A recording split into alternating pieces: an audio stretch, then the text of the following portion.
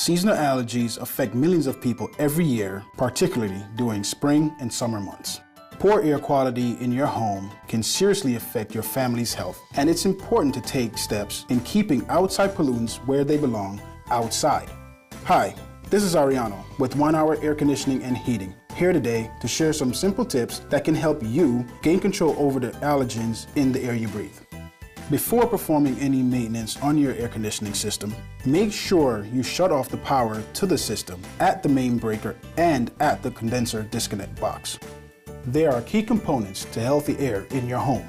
It should be cool, clean, and have proper humidity. One major component that contributes to the air quality in your home is the condensing unit. It's a good idea to keep the area surrounding the condensing unit clean and free of leaves and debris. You can't control the air outside of your home, but you can control the air inside your home. Simply replacing the air filter on a consistent basis will improve the air quality in your home.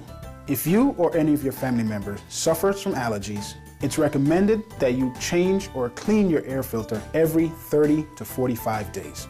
When removing the old air filter, look for signs of moisture, mold, and mildew.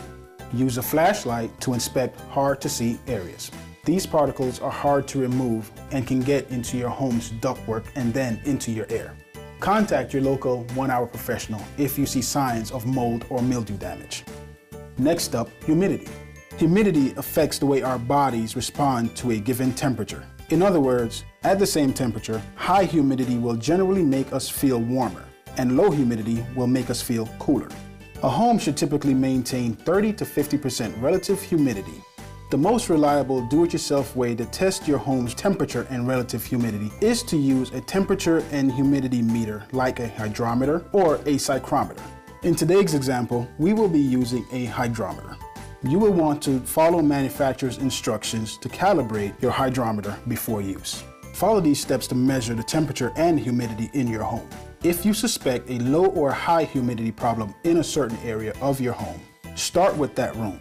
Otherwise, you can start with the room that your family spends a lot of time in, like a living room, family room, or kitchen. Leave the hydrometer in place for at least 2 hours, allowing time for the instrument to acclimate to the room's temperature. Should you discover that your home's relative humidity is too high or too low, don't worry.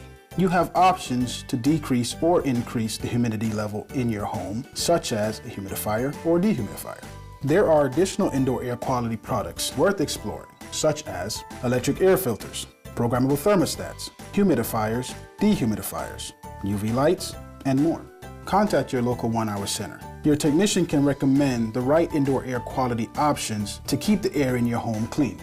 Identifying areas in your air system before they cause a problem will go a long way in keeping the air quality in your home fresh and enjoyable.